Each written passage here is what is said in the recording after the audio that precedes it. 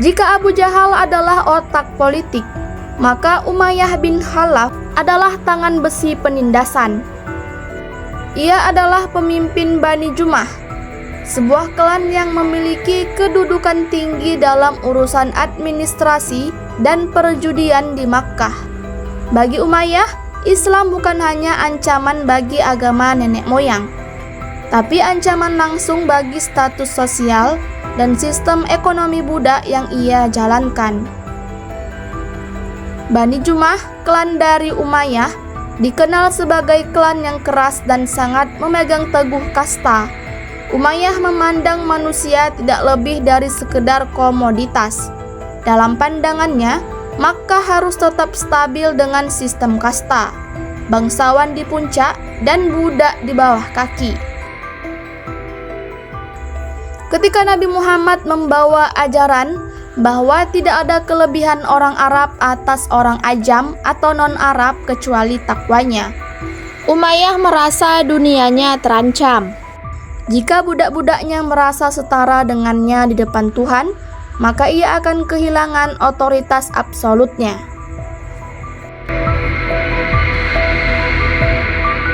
Puncak kebencian Umayyah tertuju pada seorang budak asal Ethiopia bernama Bilal bin Rabah. Saat Umayyah mengetahui Bilal telah masuk Islam, ia merasa harga dirinya diinjak-injak oleh seorang budak. Setiap hari, di waktu zuhur saat matahari berada di titik paling membakar, Umayyah menyeret Bilal ke padang pasir. Ia memerintahkan orang-orang meletakkan batu besar yang membara di atas dada Bilal yang tanpa baju. Umayyah berteriak dengan suara serak, "Demi Latta dan Uzza, engkau akan terus merasai siksaan ini sampai engkau mati, atau engkau ingkari Muhammad dan kembali menyembah berhala kami." Bilal dengan bibir pecah-pecah dan nafas yang hampir habis hanya menjawab dengan bisikan yang menggetarkan nyali Umayyah, "Ahad, Ahad, Tuhan itu satu, Tuhan itu satu." Umayyah semakin gila karena marah. Ia merasa kalah. Bagaimana mungkin seorang budak yang ia miliki tubuhnya bisa memiliki jiwa yang begitu merdeka hingga tak bisa ia tundukkan dengan siksaan fisik paling keji sekalipun. Selain menyiksa Bilal, Umayyah adalah spesialis dalam menghina Nabi secara verbal. Ia tidak berani bertarung satu lawan satu, namun ia mahir dalam psikologi perundungan. Setiap kali Nabi lewat, Umayyah akan memberi isyarat mata kepada teman-temannya, mengerutkan kening dengan jijik, dan melontarkan kata-kata sindiran untuk menjatuhkan mental Rasulullah. Perilaku buruk Umayyah ini diabadikan oleh Allah dalam surah Al-Humazah. Celakalah bagi setiap pengumpat lagi pencela yang mengumpulkan harta dan menghitung-hitungnya. Ayat ini adalah potret tepat seorang Umayyah bin Khalaf. Ia merasa hartanya akan mengekalkannya dan memberikan kekuasaan untuk merendahkan siapapun. Allah membalasnya dengan peringatan akan neraka Hutamah, tempat di mana kesombongan dan harta tidak lagi berguna. Umayyah sebenarnya adalah seorang penakut. Saat genderang perang Badar ditabuh, ia enggan berangkat karena merasa punya firasat buruk.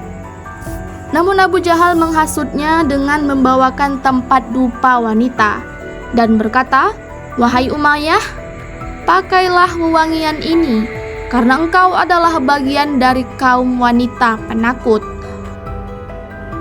Karena malu, Umayyah akhirnya berangkat. Di medan laga, ia terkepung. Ia sempat meminta perlindungan kepada sahabat lamanya, yaitu Abdurrahman bin Auf, agar dijadikan tawanan saja demi keselamatan nyawanya.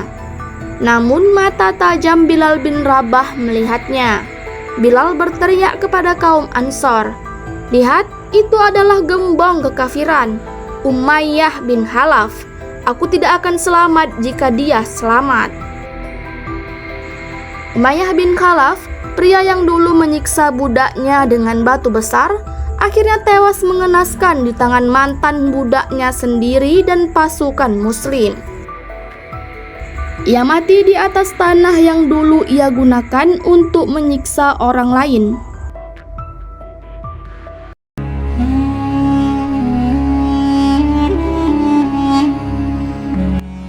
Sama seperti Abu Jahal, Allah menunjukkan bahwa hidayah tidak bisa diprediksi. Umayyah bin Khalaf memiliki seorang putra bernama Safwan bin Umayyah.